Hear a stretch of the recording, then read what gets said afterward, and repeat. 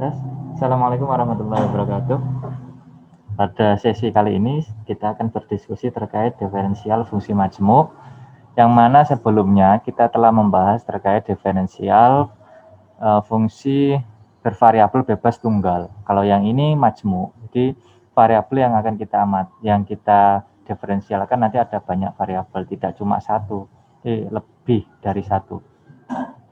Nah, pada prinsipnya sama, cuma nanti kita ada namanya konsep diferensial parsial. Jadi per masing-masing variabel nanti akan kita diferensialkan satu persatu.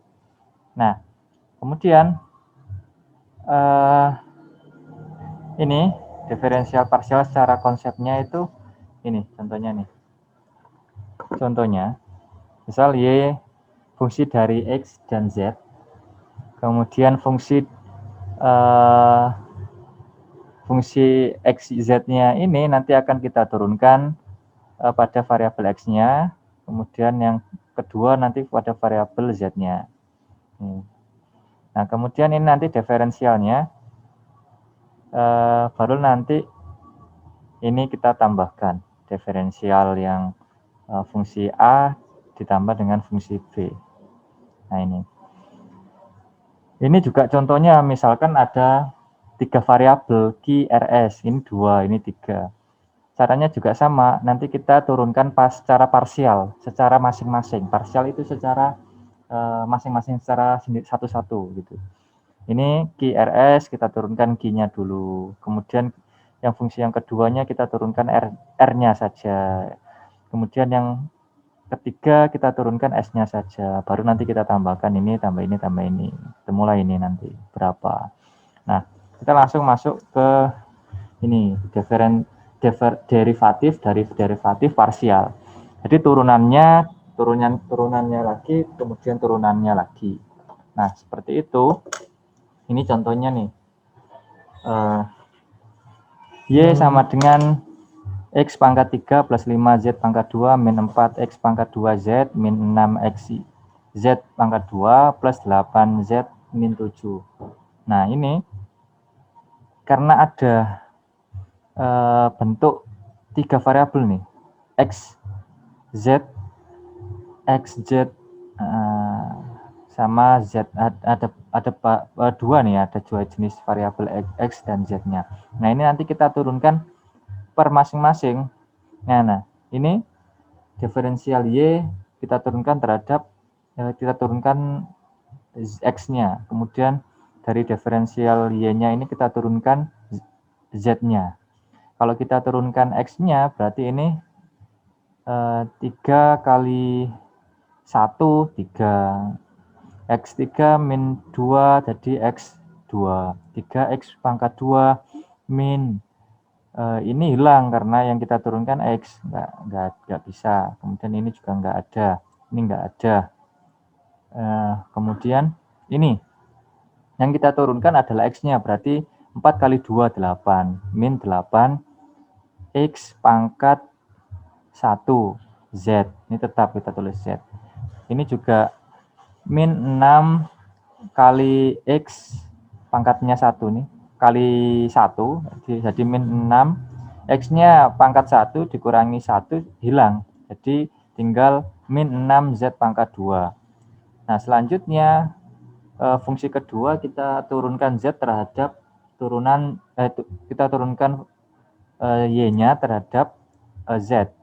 Jadi Y-nya ini kita turunkan 5 kali 2, 10 Z min 4 X2-nya tetap 4 kali pangkat 1 Z-nya ini kan pangkat 1. Jadi 4 kali 1, 4 X2 tetap.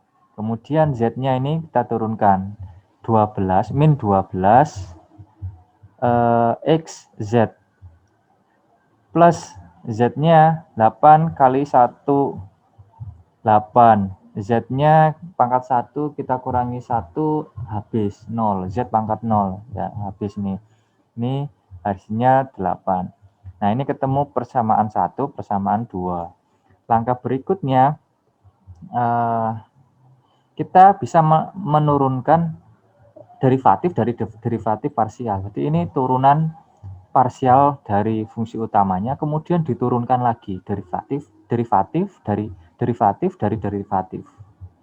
Ini derivatif dari sini, ini derivatif dari sini. Kita turunkan lagi juga bisa. Turunan keduanya dari Y terhadap dx-nya, maka ini 3 kali 2, 6. 6x min 8z. Nah, fungsi yang kedua ini kita turunkan lagi, ini hasilnya. Seperti itu. Ini turunan keduanya. Sama dengan konsep sebelumnya, teman, ini adalah nanti lebih kepada parsial, kita turunkan satu per satu. Nah, berikutnya ini adalah turunan kedua Y dari ZX. Nah, itu mana nih? Nah, ini. Yang kita turunkan adalah yang ini, XZ atau ZX. Nah, sehingga ini nanti ketemulah min 8.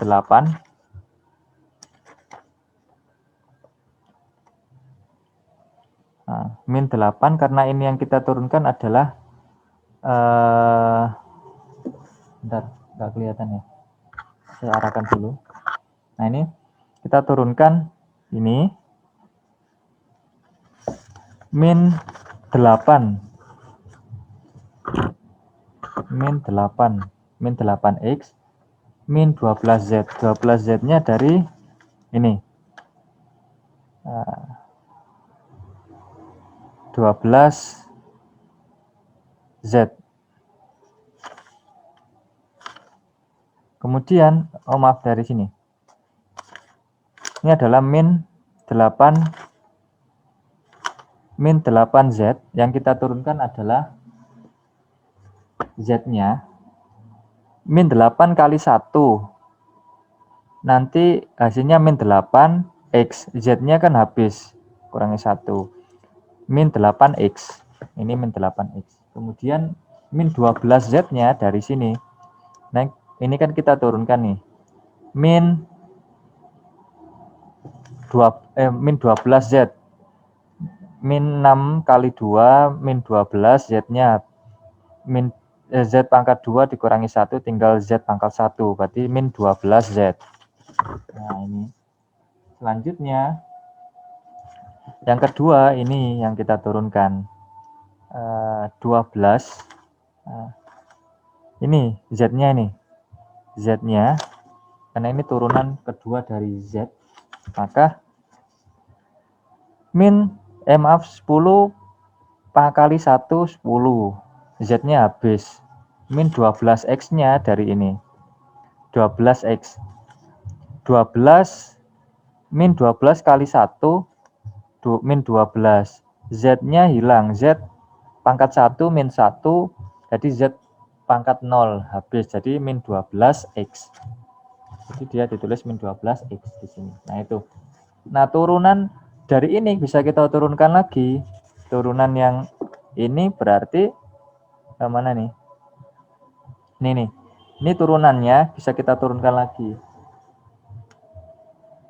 Nah, turunan dari X-nya, turunan ketiga dari Y terhadap X, itu adalah yang dari persamaan 1 adalah 6. 6 saja, X-nya hilang. 8Z-nya nggak kita hitung karena yang kita turunkan adalah X-nya saja.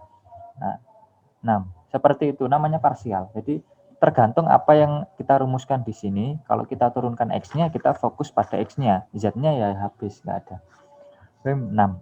Kemudian, yang ini, yang 8Z-nya kita turunkan, turunan ketiga dari Y terhadap terhadap Z-nya. Jadi, ini min 8 saja. Nah, kemudian yang ini yang kita turunkan tadi min 8. Ini yang kita turunkan min 12. Yang kita turunkan dari turunan ketiga Y dari X pangkat 2-nya berarti ini mana ini? Ini sudah. Nah, min 8 min 12. kemudian ini 8, 12, ini 10, 10-nya habis. Nah, ini Z-nya ini habis. Kemudian nggak ada karena Z yang ketiganya ini sudah nggak ada Z. Ini 12, min 12 dari sini. Nah, seperti itu. Nah, kemudian ini adalah nilai ekstrimnya. Nanti ada ekstrim maksimum, ada ekstrim minimum. Nah, titik ekstrimnya itu ya seperti materi-materi sebelumnya, ada nilai-nilai ekstrim optimumnya. Optimumnya bisa maksimum, bisa minimum. Nah, kalau maksimum dia itu turunan keduanya itu lebih kecil daripada 0. Kalau turunan keduanya lebih besar daripada 0, berarti dia pada mencapai titik maksimum, titik ekstrimnya adalah titik minimum. Itu. Turunan syaratnya. Nah, di sini secara teorinya ada syarat keharusan sama syarat kecukupan. Syarat keharusan istilahnya necessary condition, syarat kecukupan sufficient condition. Nah, di sini syarat keharusan itu pada turunan yang awal ini. Syarat keharusannya dia adalah turunan pertamanya sama dengan 0. Itu titik ekstrimnya. Kita bisa mengetahui turunan pertama sama dengan 0. Itu adalah titik ekstrim. Nah, untuk mengetahui titik pertama ekstrimnya itu termasuk maksimum atau minimum, itu dia kita bisa menetapkan menggunakan syarat kecukupan. Jadi kalau maksimum dia turunan keduanya itu kurang dari 0, kalau minimum turunan keduanya itu lebih dari 0. Nah, langsung saja masuk ke contoh. Ini contohnya nih. Contoh, selidiki apakah titik ekstrim dari fungsi berikut ini merupakan titik maksimum atau titik minimum. Nah, caranya ini yang kita terapkan. Turunan pertama sama dengan 0. Fungsinya adalah ini. Fungsi ini kita akan turunkan masing-masing secara parsial. Kita turunkan yang turunan Y terhadap X dan turunan Y terhadap Z masing-masing. Terhadap X-nya adalah kalau dari sini berarti min 2, 1, min 1 dikali 2, min 2 X. Nah, ini kan habis. X pangkat 2 dikurangi pangkatnya dikurangi 1, jadi kan tinggal 1, X1. Jadi min 2X plus ini 12, X-nya saja yang akan kita turunkan, plus 12. Ini unsur Z. Unsur Z ya kita turunkan di ini sendiri Z-nya. Z-nya adalah ini min 2Z plus 10. Z-nya sudah habis nih. Karena Z pangkat 1 dikurangi 1, hasilnya habis 10. Kemudian ini nggak bisa kita turunkan ya habis. Kalau kita turunkan X-nya maupun Z-nya ya habis. Berarti ini adalah kita peroleh turunan pertamanya demikian. Turunan pertama sama dengan 0 itu adalah titik ekstrimnya. Turunan pertama dari parsial turunan X-nya itu adalah min 2X plus 12 sama dengan 0. Berarti X-nya adalah sama dengan 6. Nah, ini kan pindah ruas jadi min 12. Jadi min 12 dibagi min 2 sama dengan 6. Hasilnya ini. Untuk X-nya. Nah, nilai Z-nya bisa kita lihat dari turunan pertama sama dengan 0, Z-nya adalah sama dengan 5. Z sama dengan 5, X-nya sama dengan 6. Nah, dari titik ekstrim yang kita peroleh ini, kita masukkan ke dalam persamaan utama ini. Sehingga kita bisa mengetahui titik ekstrimnya bernilai berapa. Kita masukkan, kita substitusikan X-nya ke dalam X, Z-nya ya ke dalam Z. Nah, ini kita masukkan min X pangkat 2 berarti min 6 pangkat 2 dan seterusnya ini sesuai X-nya masuk X, Z-nya masuk Z, hasilnya ketemulah 16. Ini titik ekstrimnya. Nah, kita pengen mengetahui, nah 16 ini titik maksimum apa titik minimum. Nah, sehingga kita turunkan persamaan turunan ke satu ini kita turunkan lagi menjadi turunan yang kedua. Nah, itu kita lihat nilainya negatif apa positif. Nah, kita turunkan lagi. Min 2x plus 12, turunan kedua dari x-nya adalah min 2 saja. Min 2 kali pangkatnya 1, berarti min 2. X-nya kan pangkat 1, dikurangi 1, jadinya ya 0. X pangkat 0 habis ini, berarti min 2. Kemudian yang z, itu juga kita turunkan. Hasilnya min 2. Nah, dari keduanya ini adalah nilainya kurang dari 0. Kalau nilainya kurang dari 0, minus seperti ini, maka kita simpulkan bahwasannya itu adalah titik maksimum. Berarti dari fungsi ini, z-nya adalah titik ekstrimnya 6, x-nya 6, z-nya adalah 5, kemudian optimumnya adalah 16, satuannya apa ini? Misalkan satuannya unit ya, 16 unit. Kemudian itu adalah titik maksimum karena nilainya turunan keduanya adalah nilainya negatif, kurang dari 0. Tuh. Seperti itu caranya. Nah, ini titik ekstrimnya pada titik maksimum yaitu pada y-nya maksimalnya 16. Ini juga demikian, caranya sama. Kalau ini titiknya minimum karena yang diperoleh adalah titiknya lebih dari 0. Apa namanya? Turunan keduanya itu lebih dari 0. Kalau lebih dari 0 berarti dia, kalau tandanya positif berarti turunan keduanya positif, berarti dia mencapai pada titik minimumnya. Jadi titik minimum yang diperoleh adalah 7. Caranya sama dengan yang saya carakan yang sebelumnya. Kemudian ini adalah titik optimasi bersyarat. Nah, ini kita gunakan biasanya dalam hendak menghitung maksimalisasi kepuasan konsumen. Kemudian bisa juga terkait optimasi pendapatan, optimasi perusahaan dalam memaksimalkan labanya ataukah meminimumkan biayanya. Nah, itu kita bisa menggunakan rumus-rumus itu. Fungsinya dalam kehidupan sehari-hari semacam itu contohnya. Bagaimana masyarakat memaksimalkan kepuasan dalam mengkonsumsi, bagaimana perusahaan dalam memaksimalkan produksi, pendapatannya, atau meminimumkan biaya-biaya dalam memproduksi suatu barang. Nah, ini ada beberapa teori. Ada yang pertama yang terkait pengganda Lagrange sama yang namanya Ken-Tucker. Ini kondisi Ken-Tucker. Nah, yang pertama yang perlu saya sampaikan dulu ini adalah pengganda Lagrange. Ini dia ada suatu kondisi di mana itu kita bisa memaksimalkan yang kita punya dengan keterbatasan-keterbatasan yang ada. Jadi contohnya gini, petani atau perusahaan kan punya uang. Nah, uang itu nggak bisa unlimited. Misalkan petani punya batas biayanya dalam memproduksi 1 hektarnya, dia punya uang misalnya 2 juta nih. Nah, 2 juta itu adalah sebenarnya ya persyaratan, apa namanya, persyaratan yang harus terpenuhi ketika memaksimalkan uang 2 juta tersebut. Karena nggak semua perusahaan bisa punya uang unlimited seperti itu. Jadi ya pasti punya batas-batasan. Sehingga itu adalah namanya syarat terpenuhinya. Jadi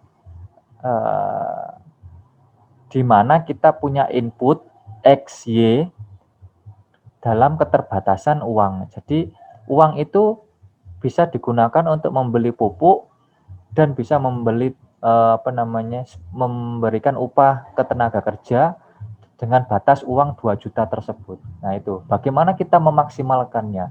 Berapa sih pupuknya, berapa tenaga kerja yang akan kita pekerjakan? Nah, dengan uang 2 juta tersebut. Nah, ini adalah caranya untuk menghitung hal tersebut. Nah, pengganda Lagrange itu sendiri adalah suatu variabel tak tentu yang hanya bersifat sebagai pembantu. Jadi dia itu sebagai membantu dalam perhitungan ini. Nah, contohnya sih hampir sama dengan yang tadi. Langsung saja saya contohkan. Ini ada caranya sekaligus penyelesaiannya nih. Tentukan nilai ekstrim Z dari fungsi Z-nya adalah ini. Fungsi Z-nya ini dengan syarat X pangkat 2 plus Y pangkat 2 sama dengan 8. Nah, syaratnya ini fungsinya yang diperoleh adalah fungsi ini. Kalau tadi kan fungsinya saja yang saya contohkan sebelumnya ini. Karena ini ada keterbatasan atau persyaratan yang harus terpenuhi karena dia mempunyai batasan-batasan keuangan misalkan. Nah, semacam itu ya bisa kita tuliskan contohnya seperti ini. Fungsinya adalah 2x plus 2y plus dari Lagrange. Ini bacanya Lagrange, tanda ini. Lambda nih, lambda. Kita bacanya lambda, kita namakan itu adalah Lagrange-nya. Ini kondisi syaratnya adalah x2 plus y2 sama dengan 8 kan kita pindah ruas ke kiri kan jadi minus 8. Nah, seperti ini. Sehingga kalau kita kalikan ya berarti ini lambda kali x pangkat 2 plus lambda kali y pangkat 2 min 8 dikali lambda. Nah, selanjutnya dari itu kita bisa menurunkan atau diferensiasikan secara parsial x sendiri, y-nya sendiri. Kalau kita diferensialkan yang ini dari fungsi ini keseluruhan ya, keseluruhan ini kita turunkan terhadap x, juga kita turunkan terhadap y masing-masing. Kalau kita turunkan terhadap x-nya, berarti hasilnya adalah 2 plus 2 lambda x. Nah, ini 2 kali 1, 2. X-nya habis, jadi 2. Plus 2x lambda. Nah, ini 2x lambda. Ini kan x-nya di sini. 2x lambda. Nah, x-nya pangkat 2 berarti kan x pangkat 2 min 1 tinggal x. Jadi 2 lambda x atau x lambda. 2 lambda x sama dengan 0. Turunan pertama sama dengan 0. Nah, ini adalah titik ekstrimnya. Kemudian kita turunkan secara parsial yang y. Y-nya juga sama. Ini karena 2, jadi 2y 2 plus 2 lambda y sama dengan 0. Sehingga kita peroleh lambda adalah min 1/x. Ya dari hasilnya ini kita balik aja. Berarti ini kan kali. Kalau kita mencari lambdanya berarti ya 1/x-nya. Nah, seperti itu. Ini juga sama hasilnya kita peroleh ini. Dari hasil kedua ini kita sama dengankan persamaan 1 dengan persamaan 2. Persamaan 1 min 1/x sama dengan min 1/y. Hasilnya adalah sama atau juga bisa x sama dengan y. Ini. Sehingga kita bisa memperoleh x dan y-nya ini sama, sehingga dalam fungsi kendalanya adalah ini. Agak kelihatan. Ini nih. Fungsi kendalanya adalah, lambda ini kendalanya adalah x pangkat 2 plus y pangkat 2 sama dengan 8. Kita masukkan di sini. Nah, x pangkat 2, x kan sama dengan y. Berarti kita bisa memasukkan y-nya, x-nya kita substitusikan y-nya ini ke dalam substitusikan x-nya ke dalam x ini, karena x sama dengan y, maka ya ini sama saja.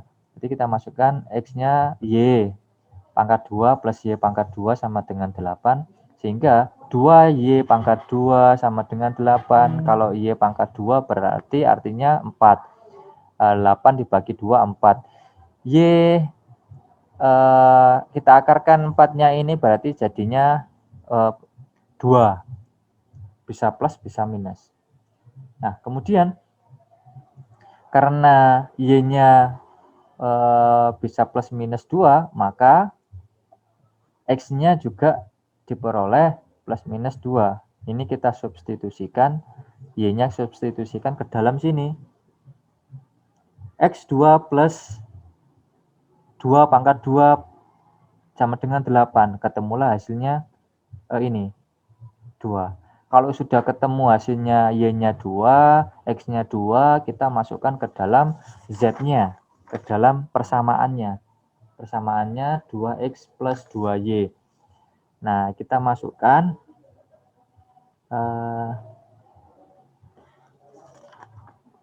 2x plus 2y. Berarti x-nya 2, 2, ini y-nya 2. 2 kali 2,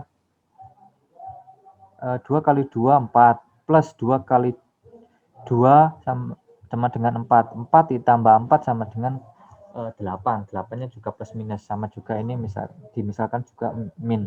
Jadi bisa hasilnya plus minus. Bisa min 8, bisa plus 8. Nah, kemudian kita menyelidiki apakah itu titik ekstrimnya maksimum apakah minimum. Nah, kita bisa memperoleh turunan keduanya dari persamaan pertama. Jadi ini sudah turunan pertama, kita turunkan lagi. 2 plus 2 lambda X kita turunkan terhadap X. Hasilnya adalah ini habis. Kemudian ini menjadi 2 lambda. X-nya hilang. Nah, 2 lambda sama dengan ini sama dengan min 1. Yang y-nya juga ini 2 lambda sama dengan min 1. Hasilnya adalah kurang dari 1. Artinya ini mencapai pada titik maksimum. Nah, kemudian yang keduanya, yang ini kita turunkan. Yang ini kita turunkan lagi. Ketika X-nya min 2 dan Y-nya min 2. Ini kan karena plus minus. Nah, ketemulah lambdanya setengah. Kalau yang ini 2 lambda sama dengan 1 itu lebih dari 0. Artinya mencapai pada titik minimumnya ketika min 8. Ketika titik maksimumnya positif, ini berarti maksimumnya adalah 8, minimumnya adalah min 8. Itu contoh yang karena ini panjang nih, plus minus. Nah, ini saya contohkan yang kedua ini hasilnya tidak plus minus sehingga lebih sedikit. Karena ini panjang nih, karena hasilnya tadi yang diperoleh adalah ini plus minus 2. Contoh yang kedua, optimumkan Z sama dengan XY dengan syarat X plus 2Y sama dengan 10. Nah, ini fungsinya bisa kita tuliskan fungsinya XY plus kendala lambda dari X plus 2Y ini pindah ruas menjadi min 10. Nah, syarat yang diperlukan untuk F optimum adalah turunan pertama sama dengan 0. Kalau turunan pertama dari X itu hasilnya ini Y plus lambda, setelahnya sama dengan sebelumnya, diperoleh lambda itu sama dengan min Y. FY-nya itu X plus 2 lambda sama dengan 0, maka diperoleh lambdanya adalah sama dengan min setengah X. Nah, selanjutnya kita sama dengankan persamaan 1 dengan persamaan 2. Persamaan satunya tadi adalah min Y, persamaan 2-nya adalah min setengah X. Nah, min Y sama dengan min setengah X berarti artinya juga bisa kita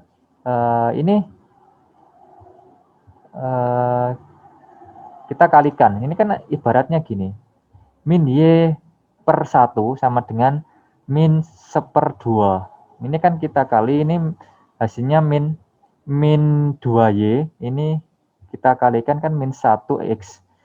Min hasilnya min 2Y sama dengan min X. Atau juga bisa jadikan plus dua-duanya karena sama-sama min juga. Ini juga berarti 2Y sama dengan X. Ini adalah hasilnya untuk pertemuan kedua persamaan 1 dan persamaan 2 dari ini. Langkah berikutnya, ini kita sudah memperoleh nilai 2Y sama dengan X, artinya X adalah sama dengan 2Y, sehingga kita bisa substitusikan ke dalam persamaan lambdanya. Persamaan di lambdanya adalah X, kendalanya X plus 2Y sama dengan 10, kita masukkan X-nya adalah 2Y, 2Y kita substitusikan ke dalam X ini, 2Y plus 2Y sama dengan 10, diperolehlah Y-nya, ini kan akhirnya 4Y sama dengan 10, 10 dibagi 4, hasilnya ketemulah Y sama dengan 2,5. Nah, selanjutnya Y-nya ini kita substitusikan ke dalam sini 2Y. Berarti X plus 2 dikali 2,5. 2,5 dikali 2 ini hasilnya 5. 5 X plus 5, berarti X-nya sama dengan 5. Nah, kita perolehlah X-nya 5, Y-nya 2,5. Waalaikumsalam. Sholat dulu. Nah, berikutnya kita sudah memperoleh Y-nya adalah ini 2,5, X-nya adalah 5. Jadi optimumnya berada pada X sama dengan 5 dan Y-nya adalah 2,5. Nah, selanjutnya boleh. Nah, selanjutnya kita masukkan ini ke dalam persamaan fungsinya. Y sama dengan XY. Y sama dengan XY, kita sudah memperoleh X5, Y-nya 2,5, kita tinggal substitusikan saja, ketemulah 12,5. 12,5 adalah titik optimumnya. Nah, kalau kita pengen mengetahui titik optimumnya ini berada pada titik maksimum ataukah titik minimum, kita tinggal menurunkan lagi dari turunan pertama. Artinya turunan keduanya itu sama dengan berapa? Positif apa negatif? Nah, itu. Kalau ini mana tadi? Kita turunkan nih. Ini kita turunannya ini, kita turunkan lagi. Baru nanti kita bisa memperoleh. Kalau tandanya kurang dari 0 minus berarti dia maksimum. Kalau dia tandanya lebih dari 0 positif berarti dia turunan keduanya positif berarti dia mengalami pada titik minimum. Seperti itu. Nah, selanjutnya ini kondisi Kentaker. Nah, metode Kentaker ini merupakan pengembangan lebih lanjut dari optimasi bersyarat. Nah, optimasi bersyaratnya ini jika dalam metode Lagrange kita itu mengoptimalkan fungsi terhadap kendala yang berbentuk persamaan, maka dalam Kentaker ini kita mengoptimalkan sebuah fungsi terhadap sebuah fungsi yang berbentuk pertidaksamaan. Langsung saja saya masukkan ke contoh ya biar teman-teman bisa memahami. Nah, ini maksimumkan. Nah, pertanyaannya nih, maksimumkan fungsi dari ini. Ini fungsi X, Y-nya adalah sama dengan ini. Kemudian terhadap kendalanya adalah X plus Y kurang atau sama dengan 9. Nah, berikutnya fungsi XY dan lambdanya itu adalah menjadi 10 XY min 2,5 X pangkat 2 min Y pangkat 2 kurangi lambda. Dikurangi lambda. Lambdanya adalah X plus Y min 9. Ini pindah ke ruas, jadi min 9. Nah, kemudian kita turunkan masing-masing sama dengan yang tadi. Kita turunkan secara parsial satu per satu. Turunan dari fungsi ini pada persamaan Y-nya adalah 10 kali 1, 10, X-nya X pangkat 1 min 1 kan 0. Berarti tinggal 10 Y. Min 2 kali 2,5 kan 5. Min 5X. Kurangi lambda. Yang kedua, Y-nya adalah sama nih. Karena 10 kali 1 pada Y-nya. Berarti kan 10. Y-nya base. Y pangkat 1 kurangi 1 tinggal 10. X-nya tetap. Berarti 10X min. Ini juga min 2 dikali 1 min 2 Y pangkat 2 min 1. 1. Berarti Y-nya pangkat 1. 10X min 2Y min lambda. Inilah persamaan turunan pertama dari fungsi. Pada turunan pertama, fungsi ini terhadap X. Ini turunan fungsi pertama terhadap Y-nya. Ketemulah ini. Nah, berikutnya tinggal kita ini sama dengan ini. Fungsi persamaan X-nya, fungsi turunannya X sama dengan turunannya Y. 10Y min 5X sama dengan 10X min 2Y. Ketemulah X-nya adalah sama dengan 0,8Y. 0,8Y ini kita substitusikan ke dalam ini kendalanya. Kita substitusikan ke dalam kendala. Kalau yang ini kita substitusikannya ke dalam fungsinya. Fungsi kendalanya juga sama ini. Setelah memperoleh ini kita substitusikan ke dalam fungsi kendala juga. Ini juga sama, ya cara ngitungnya juga sama sih. Ini mana tadi? X plus Y sama dengan 9. X-nya kita substitusikan, X-nya adalah nilainya 0,8Y, kita masukkan 0,8Y plus Y sama dengan 9, ketemulah Y-nya sama dengan 5. Y sama dengan 5, X-nya sama dengan 0,8. Nah, sehingga keduanya ini kalau sudah diperoleh, kita substitusikannya ke dalam persamaan. Persamaan awal nih. Persamaan ini, X-nya sama dengan 0,8, mana ini? Y-nya kita substitusikan ke dalam persamaan ini dulu, ketemulah 4. Maka Y-nya sama dengan 4. Sehingga fungsi maksimumnya adalah, ternyata ini Y-nya 4, kita mulai Y ini sama dengan 4, Y-nya 4,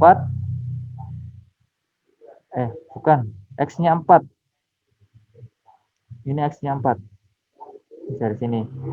X-nya 4, Y-nya adalah 5. Ini kalau sudah dimasukkan ke dalam fungsi kendala. Ini bukan berarti X-nya sama dengan 0,8Y. Ini bisa kita substitusikan dulu ke dalam masing-masing kendala ini. X-nya, Y-nya, kalau sudah ketemu Y-nya, kita substitusikan ke dalam X-nya, nanti ketemulah X-nya. Berarti Y-nya 5, X-nya 4. Nah, ini kita substitusikan ke dalam persamaan ini. Nah, persamaan ini. Y-nya 5, X-nya 4. Nah, kemudian hasilnya adalah maksimumnya 135. Nah, kemudian kita bisa menghitung lambdanya. Lambda sama dengan 10 ini 10 Y min 5X sama dengan ini 30. Nah, kemudian ini 30, sehingga diperoleh lambda lebih dari 0, berarti X-nya sama dengan 4 dan Y-nya sama dengan 5.